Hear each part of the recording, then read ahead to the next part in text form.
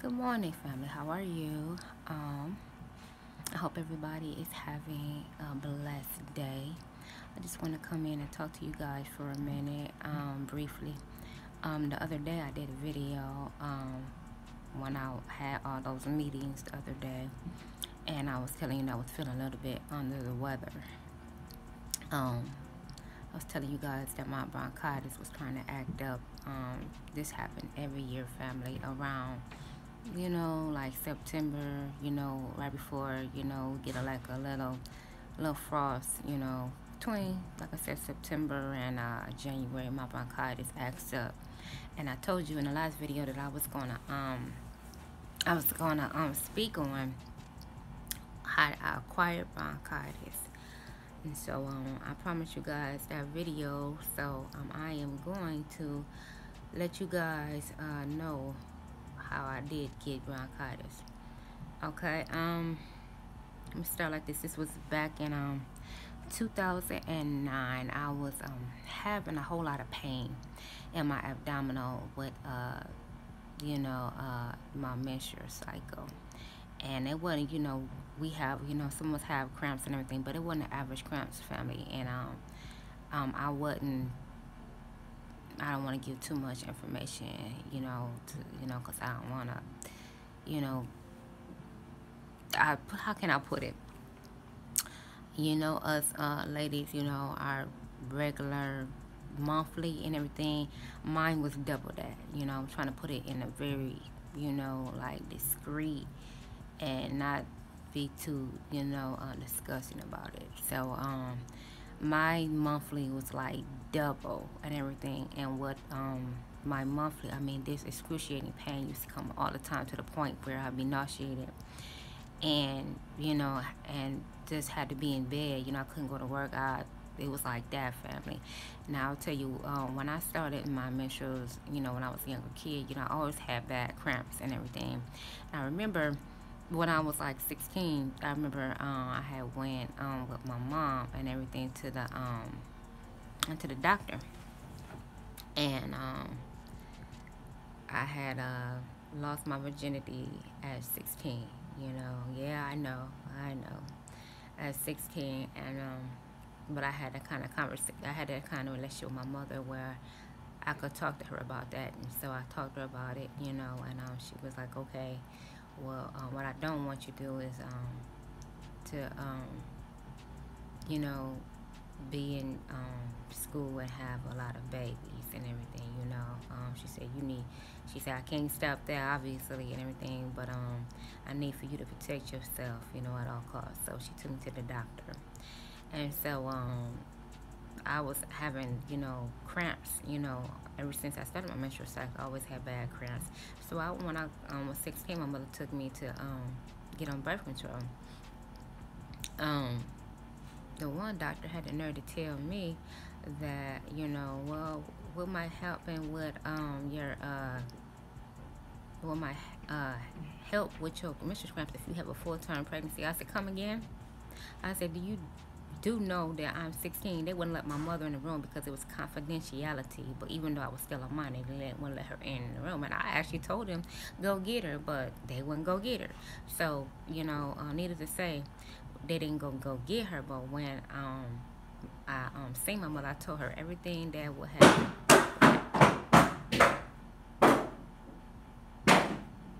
Okay, during the video, somebody threw something down the steps. I believe that was husband that threw something down the steps. What was that, honey? I'm doing a video. He said, oops.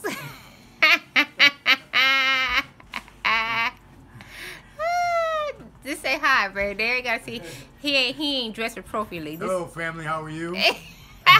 Husband's making noise in the background. Are you finished or no? I'm finished. Well, 5 minutes. 5 minutes. I'll be So done. let me know. Good morning, family, and God bless. Amen. Let me know when you finish. Okay, sweetie. All right. Okay, so like I was saying, family, the doctor had the nerve to tell me you know, that if I had a full term pregnancy, that might help with my cramps. I thought he was crazy. I said, "You actually telling a 16-year-old to go get pregnant to stop the cramps?" I said, "No, that's not even gonna happen." I remember telling my mother that, and she was like, "He said what?" And I told her, she said, "That's why they wouldn't let me back there, because he told my daughter that." But it was crazy, finally. But I want to fast forward to, how, the bronchitis and everything occurred. So that was, I was 16. Like I said, I had bad cramps, because I don't want this video to be too long, because, me and the family, we're getting dressed, to do some family things today. So, but you guys are family too, and I want to get out this video to you guys, I promise you. So, fast forward to that family. I had cramps, constant. Even after I had my kids, as you know, I got pregnant, at a young age, with my first child. So, obviously that, full-term pregnancy. And I didn't, family now, I didn't get pregnant, because the doctor said that, that was just something that happened, you know. But either way, it did not help with my cramps. None of my pregnancies, helped with my cramps. Actually, after all my pregnancies and everything, my cramps, the pain increased even more. So anyway, fast forward to 2009, and my menstrual cramps and everything would come to the point where I had to call off, like, some days off at work, because I will be in so much pain I couldn't get up or nothing. And like I said, I would have like 2 menstrual cycles in a month, and it would be crazy. I would have to go through at least about 8, 9, you know, uh, uh, sanitary napkins and tampons. It was like that. So I told my husband, I said, something's definitely wrong. We need to go to the doctor. So we go to the doctor and everything, and to the gynecologist, all that. They tell me I have, and let me see if I can say it right, endometrius. They said I had that and everything. I was like, and I had heard about it. I was like, what is that? She was like, where the tissue grows outside your uterus and everything, and that's why I experienced so much pain. And so they was like, also they had seen that I had fibroids. And so she was like, we can try these other, I can give you try these other methods and everything. She said, what? She said, but I believe, she said, as bad as your endometrius and your fibroid, she said, I would say that you gotta have a hysterectomy. So, I had all my kids and everything, but if something, I felt a certain way that that was the only option I was really given, was to have a hysterectomy. Even though I didn't think about, we were done having kids, that wasn't it. It was the fact that my choices, I wanted to make that choice, to not have no more kids, not my medical condition. So I struggled with that, family. I really did. And so anyway, after going to see a second doctor and getting a second opinion and experiencing more pain every time, I made a decision to have the full hysterectomy. So I had a hysterectomy in 2009. So this we're gonna get into what happened. Okay, I had a hysterectomy and I had fibroids, and so I was heavier than family. I hadn't lost my weight. I was like about 300 and some pounds in 2009. To be honest with you. And so I had the hysterectomy, and I was in the hospital for about 4 days. And so then I got released from the hospital and came home. And husband, the boys and everything, they were younger to my mother and father. Both of them, they were alive at the time, so they kept the kids and everything, and and make sure the older kids got to school and all that. So I had help and everything. And my husband, he came home during his shifts to check on me and everything, and it was like that. So it was like my first day home, the day after I got released from the hospital, family. I stayed in bed. My mother come and visit me, and family members come and visit me and check on me. I mean, I was in bed and everything. I wasn't doing nothing. I was in bed because I was upstairs and everything. A hysterectomy, they want you to go up and down the steps. So I was upstairs in bed, and so the day after I got to the hospital, my husband came home and everything, and like I said, my mother had visited me, family members had visited me, everything was fine. My husband went to the store. I got up just to go to the bathroom, family. And I went to the bathroom. Something happened, to the point where I couldn't breathe. I mean, I couldn't breathe, period. And I was scared because I was there by myself and I didn't know what was going on. And so finally my husband came back and I was in the bathroom, family. This too much information, but I was in the bathroom on the toilet. I wasn't doing nothing. I was sitting there because I couldn't get up. And I called to my husband. He was like, huh? I said, babe, there's something wrong. I said, I can't get up. I can't breathe. And he said, what you mean you can't? I said, I can't breathe. He said, well, come on, you know. He said, well, can you make it to the bedroom? And family, I couldn't get up. I kept trying to explain to him that even trying to talk to him, I couldn't hardly catch my breath. And so my husband was downstairs and everything, you know. He was like, well, he said, well, we need to find out what's going on with you. He said, can you make it down the steps and everything to take your time? And I said, I can't make it down the steps. He said, babe, I need you to make it down the steps and everything. And he got, you know, flack from family members and everything, you know, saying, why you didn't call an ambulance? Because my husband, for one, he's in law enforcement and everything, and he could got me there quicker. So he didn't, you know what I mean, quicker than the ambulance, because, you know, no offense against ambulance, but they ask a lot of questions like that. And to find out what was going on with me, when I tell you guys, you know what I mean, it was, I think my husband did the best thing by taking me himself. So I walked down the steps, and like every step, it felt like somebody had put cement on my legs as I was trying to walk. I was trying to walk down the steps. I finally get down the steps and everything, and get down to the car, and I almost collapsed into my husband. And he, at the time, we had a Tahoe, and so I had to climb into it. He trying to get me into it, and I laid in it, and I fell into the truck and everything, and he sped off and everything, you know what I mean? Like, so, you know, he's in law enforcement. He sped off and everything, and hi, Jordan, I tell you. And he split off and everything. And he said that the whole time I was blacking in and out, finally blacking in and out. Anyway, got me to the hospital. And so he rushed in and everything. And he still had on his badge and all that. So they knew that he was from law enforcement. He hollered and told him something wrong with his wife and everything. And that was in the car. They all took off running in the emergency room and got to me and put me in the wheelchair, pushed me in the back.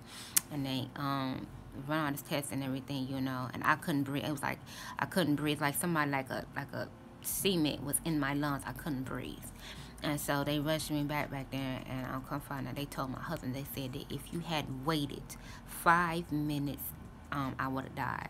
Because come to find out, I had pneumonia, and I had 2 blood clots in my lungs. And I still can't believe that that I'm here.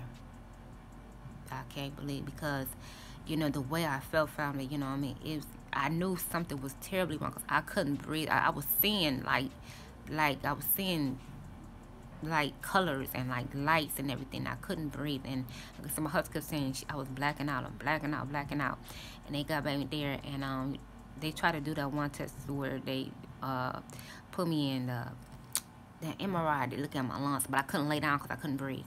And so they did all the other thing. They found out that I had pneumonia, and I had blood clots in both lungs. And so, family, fast forward, I was put in ICU. I was in ICU, was touch and go for a couple of days and everything, but God healed me. I'm here. Thank you, Jesus. But after that situation, you know, I was in hospital. Then I had to go home, family. You know, I was in my 30s then. I had to go home with oxygen. Now, anybody who knows me know I am stubborn. You know, about, you know, certain things, my family and my health. I'm stubborn and everything. And I knew that they sent me home with like 5 things of oxygen. And I told my husband, I said, I'm not using no oxygen. I said, I'm going to beat this. I'm not going to use no oxygen. So the oxygen went home with me, family. I never touched it. You know, what I did, I'm going to tell you what I did, you know. And I would not advise anybody else to do this. This was just me. This was me, you know, family, me being Shauna. You know what I mean? Not saying that it was the right thing to do, but I was determined not to be on oxygen. The oxygen was sitting there. My husband, he'd be at work and everything. This is after I got released from, and I was well, you know, from the blood clots and the pneumonia. And I was home, and they sent me home with the oxygen because my lungs got messed up, you know, permanently. It was 4 things of oxygen that was sitting there, family. And so I was sitting there, I was downstairs and everything, and I was looking at them, and I was like saying to myself, I was psyching myself up. I said, I am going to beat this. I am not going to be walking around at 37 years old with no oxygen. I'm not going to do it. So I looked up at the steps that I had, and so I was like, I didn't know what the outcome was going to happen, but I was like, I have to do something, to build up my lungs. So, family, I looked up at the steps and I ran up the steps. And I had like the steps upstairs, like about 50 steps. I ran up and down the steps. And I'm going to tell you, the first time I thought I was going to die and everything, you know what? And I did that. I really felt like the first 4 times I was like, what am I doing? I thought I was dying and everything, because I had only been home from the hospital like a couple of days and everything. But that oxygen just kept like bothering me, sitting here, like, like, this is your life, and I was like, no, this is not my life. And so I pushed myself and I ran up and down the steps every day to the point where I built up my lungs. Now, it'll never be like it was before I caught the blood clots and the pneumonia in my lungs. They told me that it would never be that way, but I never had to use the oxygen because I built up my lungs to not need the oxygen on myself, by myself. I run up and down the steps. Like I said, I would not recommend that for anybody else. This was just something that I was determined to do for myself, family. And so because of the pneumonia and the 2 blood clots messing up my lungs, the following winter and the winter after that, I contracted bronchitis. So that is the reason why, I have bronchitis now, because of the blood clots and the pneumonia that I had from the complications from the hysterectomy. That's why I have bronchitis, family. So that's why every winter, like I said, it goes into like, fall season into winter season, my bronchitis acts up. What happens is I get this like rattling, and it makes me nervous because I think about when I had, the pneumonia and the blood clots, and it scares me and everything. When, like, if I hear a rattling in my chest or something, like a cold or something come on, I immediately go back to reliving when I almost died, with the bronchitis and the blood clots. So I really, freak out. But like I said, every winter I have to have an inhaler. Like, my doctor called it in. She said, I prescribe an inhaler already, for you in case you might need it. So she also prescribed some pills in case I get pneumonia. Knock on wood, praise to God, I don't get it.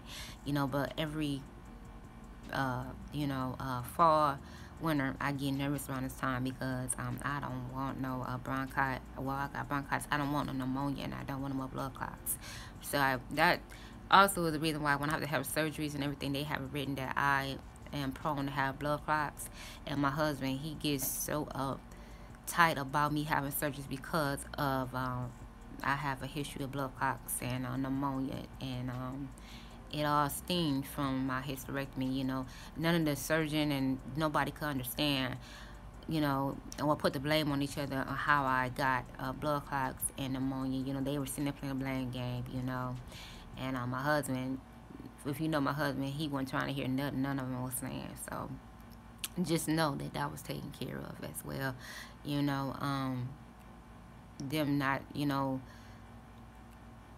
Them not